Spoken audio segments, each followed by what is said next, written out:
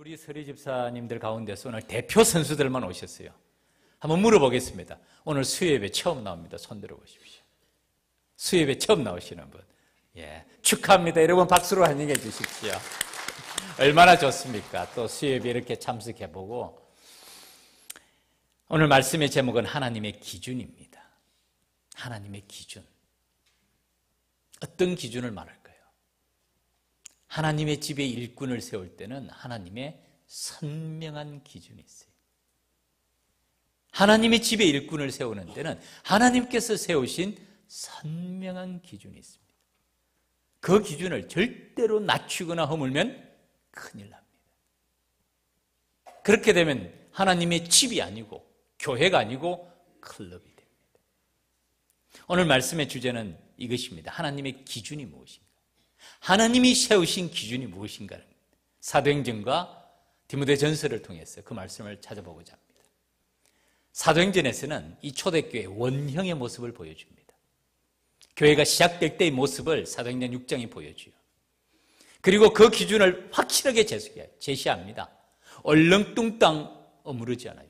분명한 기준을 제시하고 그 기준에 따라 일꾼이 선택해지고 그 다음에 그 결과 교회가 어떻게 되는지를 보여줍니다. 하나님의 선명한 기준은 사도행전에는 세 가지입니다. 이것이 원형입니다.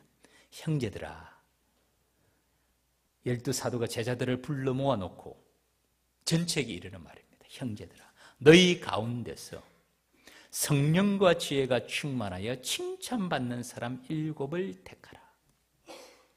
7사람을 택하는데 7사람을 어떻게 택하냐면은 인기 투표를 하는 게 아니에요. 같은 학교 출신을 뽑은 것도 아니에요. 같은 고향 사람을 뽑은 게 아닙니다. 나한테 잘해주는 사람을 뽑은 것도 아니에요. 내 친척을 뽑은 것도 아닙니다. 분명한 기준을 제시하는데 첫 번째, 성령 충만한 사람. 두 번째, 지혜가 충만한 사람. 세 번째, 칭찬받는 사람. 물론 이 말씀을 성령과 지혜가 충만하여 결과적으로 칭찬받는 사람, 이렇게 해석할 수도 있지만은 처음처럼 해석해도 틀린 것은 아니에요. 하나님의 집에, 하나님의 일꾼을 뽑을 때는 누구의 기준으로 세워야 될까요? 우리 마음대로 기준 세워서 될까요? 아니에요. 하나님의 기준, 하나님의 선명한 기준대로 세워야 되는데 그것이 오늘 사도행전 6장의 말씀. 첫 번째는 성령 충만, 두 번째는 지혜가 충만, 세 번째는 칭찬. 자, 다 따라 하시기 바랍니다. 성령 충만, 지혜 충만, 칭찬 충만. 칭찬 충만이라고 해도 돼요. 성령 충만이 생각보다도 쉬운 일은 아니에요. 어떻게 하는 것이 성령에 충만한 사람일까요? 어떤 사람이 성령 충만한 사람일까요? 우리 찬양대 가장 가까이 있죠. 제 이마를 보세요. 이마에 뭐라고 써져 있죠? 역시 보시네. 자, 우리 서리 집사님 제 이마에 뭐라고 써져 있죠? 안 보이는 것 같아. 좀 거리가 있어서 안 보이는 것 같아. 제가 조깅을 참 좋아합니다. 잘 뜁니다. 제가 뛸 때마다 뭐라고 구호를 외치는 줄 아세요? 멸공통일, 뭐 이런 구호 외치는 것 같습니다. 충성, 뭐 천하무적 이렇게 외치지 않고요. 저는 뛸 때 성령 충만. 여기 써져 있잖아요. 이제 다시 한번 보이죠? 성령 충만함이란 하나님의 뜻을 찾는 사람. 하나님과 우리와의 관계에서 성령 충만함이란 하나님의 뜻을 찾는 사람. 쉬운 일이 아니에요. 사람은 누구나가 자기 뜻이, 자기 생각이 다 있습니다. 자기 마음을 하나님의 말씀으로 가득 채우고 하나님의 선하시고 기뻐하시고 온전하신 뜻을 찾아간다는 것은 쉬운 일이 아니에요. 그런데 그것이 진짜 신앙이에요. 성령 충만이 1단계고요. 그 다음에는 성령의 은사와 능력을 하나님께서 주십니다. 전 은사를 부인하지 않아요. 왜냐하면 성경이 말씀하고 있는데요. 성경의 은사와 능력은 성령 충만의 최종 목표는 아니에요. 그 다음 단계가 있습니다. 그 다음 단계가 뭔지 아세요? 성령의 열매 맺는 단계. 이 모든 것이 성령 충만으로부터 시작됩니다. 1단계 성령 충만, 그 다음에는 성령의 은사와 능력을 경험하고, 그 다음에는 이게 열매입니다. 성령의 열매를 맺어가는 사람. 하나님의 일을 가장 힘들게 하는 사람이 어떤 사람이냐면 자기 힘으로 하는 사람이에요. 제가 오늘 말씀을 준비하는데 오늘 극동방송을 들으면서 교회 일을 할 때, 교회 일을 하면서 성령의 충만함으로 성령의 인도하심 가운데서 하면 특징이 있어요. 어떤 특징이 있는 줄 아십니까? 기쁨이 있어요. 감사가 있어요. 찬양이 있어요. 자기 힘으로 하면 어떻게 될까요? 불평불만이 가득 차요. 왜냐하면 힘들어서 그래. 모든 게 마음에 안 들어. 모든 게 틀렸어. 보는 것도 힘들고 말하는 것도 힘들고 다 뒤집어 펴야 돼. 힘들어요. 그러다 보니까 불평불만이 가득 차게 돼요. 성령 충만하게 되면요, 교회의 본질이 보이기 시작합니다. 교회의 원형이 보이기 시작해요. 많은 허물이 있음에도 불구하고 머리 대신 그리스도가 보이기 시작하고, 머리 대신 그리스도를 섬기는 마음에는 기쁨이 있고 감사가 있는 줄 믿습니다. 그게 성령의 충만함이에요. 제가 자주 인용하는 말 있죠. 사탄이, 아주 경험 많은 사탄이, 거참 사탄이 신찬 사탄에게 자기의 노하우를 전수하면서 교회에 대해서 뭐라 그러는 줄 아세요? 고참 사탄이 이렇게 말합니다. 교회란 영혼의 뿌리를 내리고 모든 시공간에 걸쳐서 뻗어 있는 교회, 깃발을 높이 올린 군대처럼 장엄하고 위험 있는 것이 교회의 본질의 모습인데, 그다음 뭐라 그런다고요?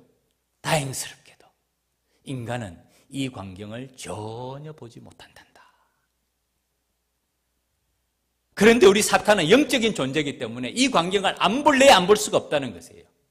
교회의 본질이. 그러면 사탄 중에서도 가장 용감한 사탄, 가장 뛰어난 사탄도 그 교회의 본질을 보면 두려움에 의해서 가슴이 떨릴 수밖에 없는데, 말씀드린 대로 인간은 전혀 이 광경을 보지 못하고, 인간은 뭘 보냐면은 분열과 갈등과 나눔과 다툼으로 가득 찬 교회를 보면서 거기서 실망하고, 거기서 낙심하고, 또 거기서 분쟁하고 싸우는 모습밖에 보이지 않는단다. 그런데 이것이 고참이 하는 말이에요. 우리에게 얼마나 다행스러운 일인지 몰라. 무슨 말인지 아시겠죠? 무슨 말인지 아시겠죠? 우리 서리 집사님들 이제 매년마다 임명식을 하려고 해요. 왜냐하면 이 직분은 중요합니다. 왜 서리 집사인 줄 아세요? 서러워서 서리 집사라고 생각하세요? 서리 집사는 서러워서 서리 집사라. 아니에요. 안수 집사를 준비하는 과정이에요. 준비하는 과정이에요. 오늘 디모데 전서에서 이에 이 사람들을 먼저 시험하여 보고, 직분을 줄 때 이 사람 직분 주면 잘합니다, 줍시다. 천만의 말씀, 성경은 그렇게 말하잖아요. 먼저 이 사람들을 시험하여 보고 그 후에 책망할 것이 없으면 집사의 직분을 맡게 할 것이라. 서리 집사는 사실은 이런 기간입니다. 테스트를 받는 기간이에요. 그런데 이 테스트 기간에 훈련을 잘 받아야 돼요. 잘 받아야 돼요. 첫 번째는 성령 충만해. 영적인 통찰력이 있어야 됩니다. 교회의 본질을 볼 수 있어야 돼요. 교회의 본질을 보지 못하면, 교회의 겉모습만 보면요, 불평불만이 가득 찰 수밖에는 없습니다. 이 땅에 완전한 교회는 한 교회 빼고는 아무도 없어요. 이 땅에 완전한 교회는 없습니다. 한 교회만 빼고. 그 한 교회가 어딜까요? 서리 집사님들 혹시 어느 교회인지 모르겠어요? 이 땅에 완전한 유일한 한 교회는 서울남교회입니다. 서울남교회 빼고는 다 불완전해요. 완전한 서울남교임에도 불구하고 얼마나 허물이 많습니까? 얼마나 허물이 많아요. 그런데 이런 허물들 너머에 교회의 본질을 볼 수 있어요. 인간은 육적인 존재를 가지고 이 영적인 면을 못 봐요. 그런데 사탄은 영적인 존재이기 때문에 영적인 면을 안 볼래야 안 볼 수가 없다는 것이 사탄의 고민인 거예요. 그런데 우리는 어떻게 해야 될까요? 우리의 영적인 눈을 열어야 됩니다. 머리 대신 그리스도를 볼 수 있어야 돼요. 오늘날 사이비 기독교가 뭘 공격하는 줄 아세요? 교회는 개혁되어야 됩니다. 이것도 고치고 저것도 고치고 이것도 문제고 저것도 문제입니다. 끊임없이 모든 걸 개혁하자고 말하지만 그 목표가 뭔 줄 아세요? 교회의 공중분해입니다. 인간은 본질적으로 부족해요. 그렇기 때문에 불완전한 인간이 모인 곳은 불완전하게 할 수밖에 없습니다. 개혁교회는 끊임없이 개혁해 가는데 그 개혁이 어디서부터 시작되는 줄 아십니까? 나로부터의 개혁에서부터 시작됩니다. 성령 충만의 첫 번째는 하나님과 우리와의 관계 가운데서 하나님의 뜻을 찾는 사람, 영적인 눈을 가진 사람, 교회의 본질을 볼 수 있는 사람, 머리 대신 그리스도를 볼 수 있는 사람, 직분자의 첫 번째 기준이 바로 이것입니다. 두 번째, 지혜가 충만하여. 하나님과의 관계를 성령 충만이라고 말하면 인간과의 관계를 지혜 충만이라고 말할 수가 있습니다. 지혜가 충만해야 됩니다. 그래서 사람의 손에 좌지우지되면 안 돼요. 하나님의 손에 쓰임받는 일꾼이 될 수 있는 분별력이 있어야 돼요. 그게 지혜입니다. 사람 사이에서의 지혜가 있어야 돼요. 지식도 있어야 돼요.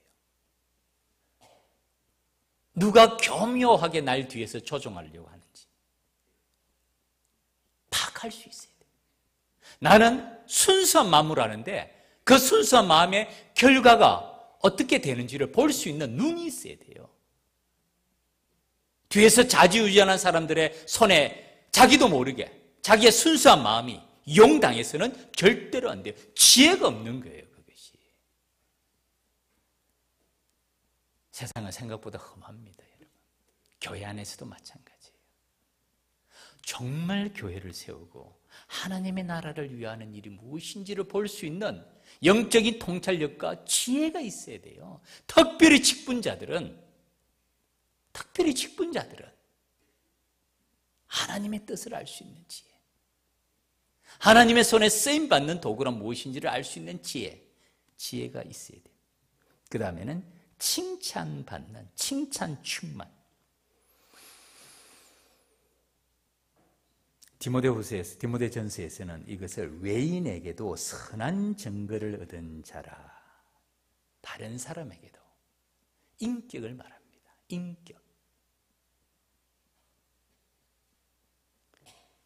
인격의 댐댐이가 돼야 됩니다. 칭찬받는 인격, 칭찬받는 사람. 그 칭찬이 교회 안에서뿐만 아니라 교회 밖에서도 칭찬받는 사람. 이것이 하나님의 집에, 하나님의 일꾼에 하나님께서 세우신 선명한 기준이에요. 이 기준을 하향 평준화시키고 이 기준을 허물들이면 여러분 교회가 아니에요. 철치가 아니라 클럽이 됩니다. 그런데 이 기준에 맞추어서 비록 우리가 이 기준에 맞춘다고 해서 실패는 해요. 제가 이 본문을 볼 때마다 자주 말씀드리지만은 마지막에 나오는 유대교에 입교했던 안디옥 사람 니골라, 나중에 요한계시록에 나오는 니골라당, 이 사람이 그 사람입니다. 그렇게 성령 충만, 지혜 충만, 칭찬받는 사람도 변한 거예요. 참 그거 보면 믿음의 걸음이란 조심조심해야 돼. 나중에 교회를 가장 괴롭히는 사람으로 변한 사람이 니골라입니다.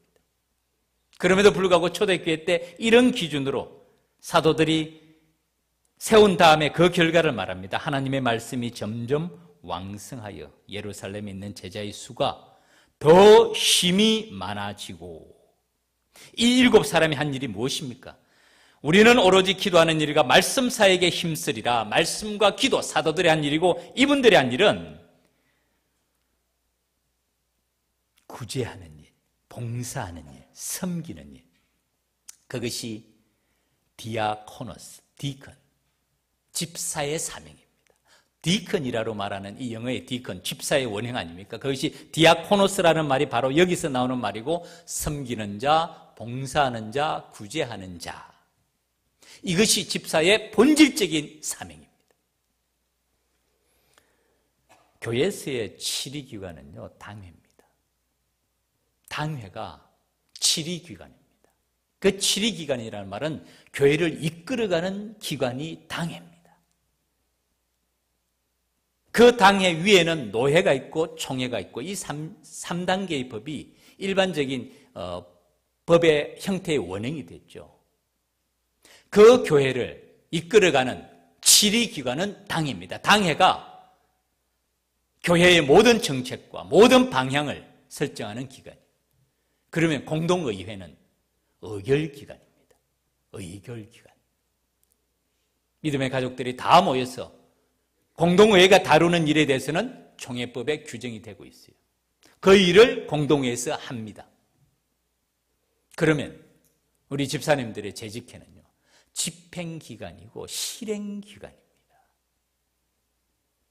당회가 결정하는 일, 계획하는 일, 교회의 방향에 대해서 재직해서 집사들이 그 일을 집행하고 실행하는 일들이에요. 이것이 교회의 조직입니다. 교회의 질서예요. 각자의 사명을 각자가 성실하게 감당할 때 교회는 질서 있게 운영이 될 수가 있습니다.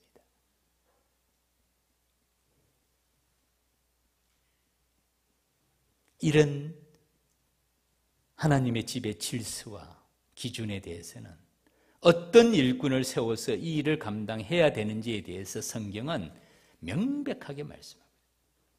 사도행전에서 성령 충만, 지혜 충만, 칭찬 충만이라는 세 가지 기준을 제시한 다음에 디모데전후서에서는 사도 바울이 좀 더 구체적으로 말씀해요. 이 디모데전후서를 목회서신이라고 말합니다.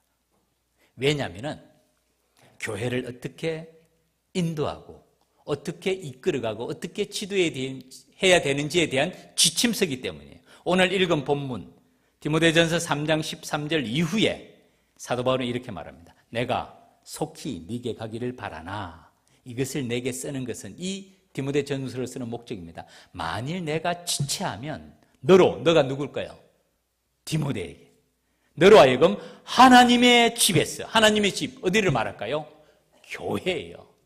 하나님의 집에서 어떻게 행하여야 할지를 알게 하려 함이니 이 집은 누구의 교회라고요? 살아계신 하나님의 교회요 진리의 기둥과 터니라. 놀라운 말씀입니다. 놀라운 말씀입니다.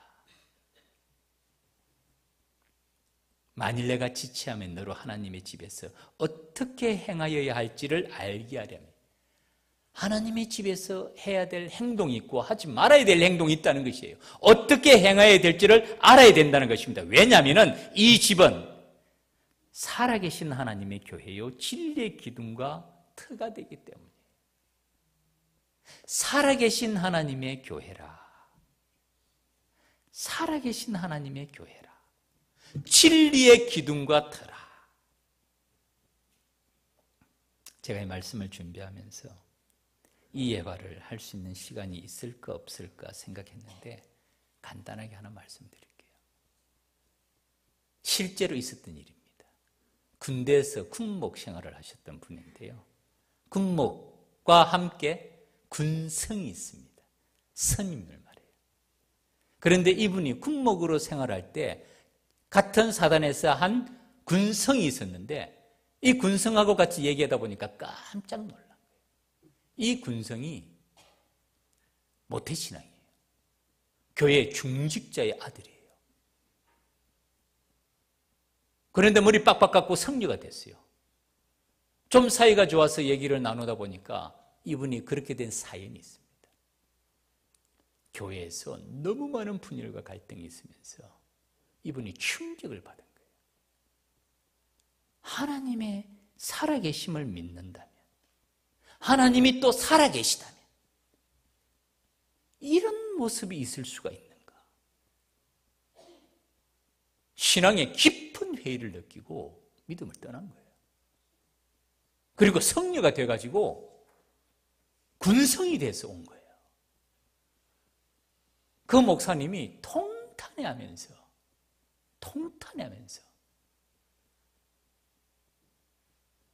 말씀하시는 걸 아직도 저는 기억합니다. 여러분, 하나님은 살아계십니다. 믿습니까? 하나님은 살아계세요. 보고 계시고 듣고 계시고 알고 계십니다. 하나님은 멀리 계십니다. 그죠? 가까이 계세요. 하나님은 반드시 개입하십니다. 언제 어떻게 개입하실지는 잘 몰라요. 그러나 반드시 개입하십니다. 스바냐 선지자의 말씀처럼 예루살렘에서 찌꺼기같이 바닥에 앉아서 그 마음에 이르기를 하나님은 벌도 내리지 아니하시고 상도 내리지 아니하시리라 하는 자들을 어떻게 하신다 이거요? 하나님은 등불을 찾아가서 벌하시리라고 말씀합니다. 벌도 내리지 아니하시고 상도 내리지 아니하신다는 말씀이 뭡니까? 하나님은 안 계시다는 거예요. 그래서 어떻게 합니까? 자기 마음대로 하는 거예요. 그렇지 않아요. 등불을 들고 찾아가서 하나님은 벌하신다고 말이죠. 하나님이 언제 어떻게 개입하실지는 우리는 모릅니다. 하나님의 지혜 가운데 있어요. 그러나 반드시 개입하십니다. 그래서 사도 바울은 이 집은 살아계신 하나님의 교회요 진리의 기둥과 터이니라. 아멘. 이 말씀을 하고 말씀을 맺겠습니다. 사탄은 교묘하게 교회를 이제 공격합니다. 역사를 통해서 배운 것은 이것입니다. 사탄은 외부의 박해를 통해서 교회를 허물 수 없다는 것을 이미 배웠어요. 초대교회 때부터 엄청난 박해의 기간을 우리 기독교는 지났습니다. 그 박해를 통해서 기독교가 사라졌습니까? 정금같이 다듬어졌어요. 우리가 잘 아는 대로 콜로세움에서 사자의 밥이 되고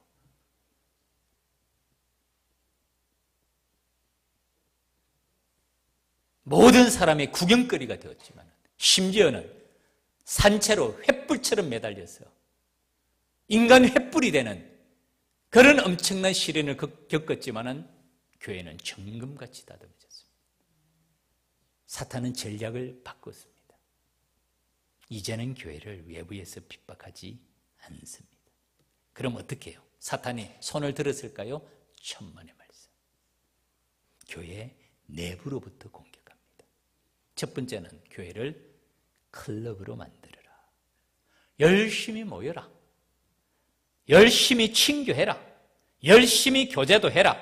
활동도 많이 해라. 봉사도 많이 해라. 단 끼리끼리 해라. 단 자기와 마음 맞는 사람들끼리만 해라. 단 같은 학교, 같은 고향, 같은 가문의 출신끼리만 해라. 단 가능하면 파당을 많이 만들어서 코이노니아, 친교를 즐기라. 그래서 자랑스러운 클럽으로 만들어가라. 사탄의 첫 번째 전략이고요. 두 번째는 자중질환을 일으키게 합니다.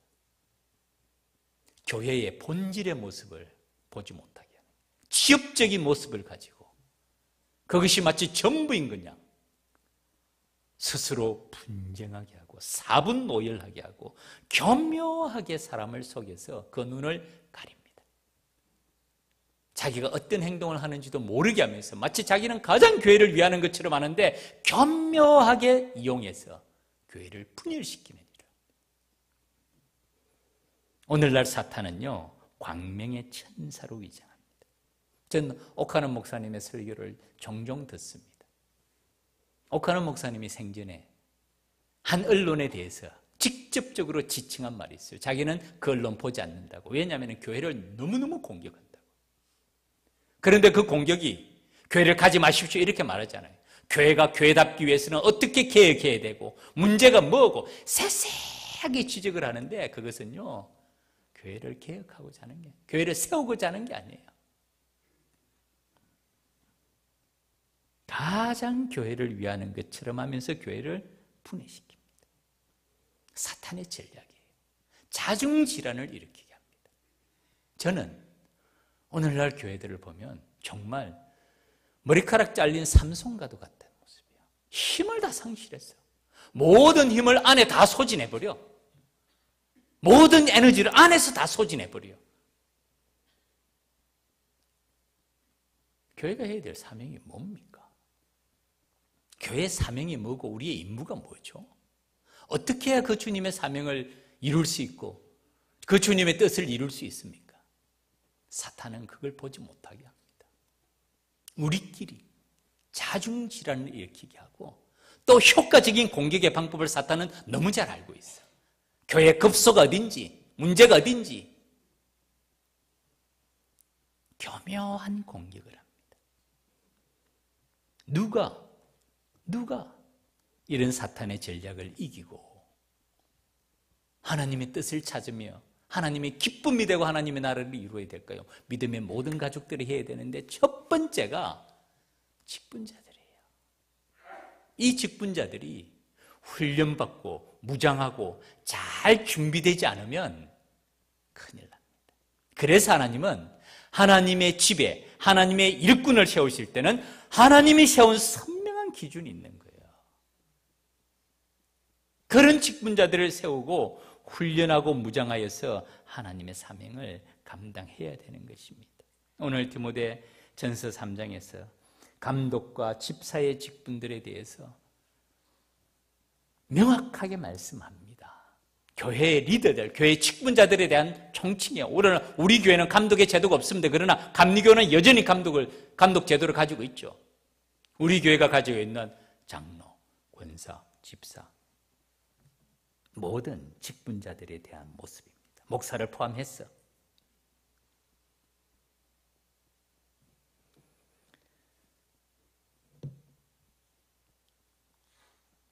하나님의 수준을 낮추지 말아야 됩니다. 하나님의 수준을, 하나님의 선명한 기준을 낮추지 말아야 돼요.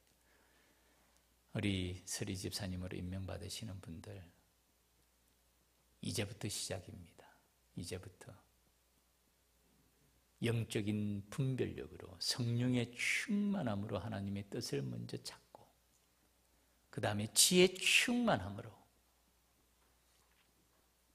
사람들과의 관계 가운데서 사람의 손에 이용되는 것이 아니라 하나님의 선한 일꾼이 될 수 있는 지혜를 갖추고 그 다음에는 칭찬받는 일꾼으로서 하나님의 손에 쓰임받는 그런 칭찬받는 인격의 사람이 되어서 오늘날 교회를 맹렬하게 공격하는 이런 사탄의 전략을 꿰뚫어 보고 몸된 교회를 위해서 섬기고 봉사하고 세워야 될 사람들이 직분자들이에요.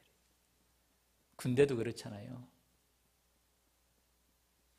모든 군인들이 훈련을 받아야 됩니다. 그리고 더 중요한 임무를 받는 군인일수록 더 강한 훈련을 받아야 돼요. 그래야 사명을 수행할 수가 있습니다. 바라기는 우리 서리 집사님들 이 직분을 주님께서 나에게 맡기신 것이라, 하나님께서 나를 이 시대에 이 사명을 위해서 나를 맡기신 것이라 생각하셔서 하나님의 집에 하나님의 일꾼으로서 하나님께서 정하신 그런 선명한 기준을 가지고 하나님을 기쁘시게 하는, 하나님의 손에 쓰임받는 우리 모든 직분자들과 이곳에 계신 또한 모든 믿음의 가족들이 되기를 주님 이름으로 축원합니다.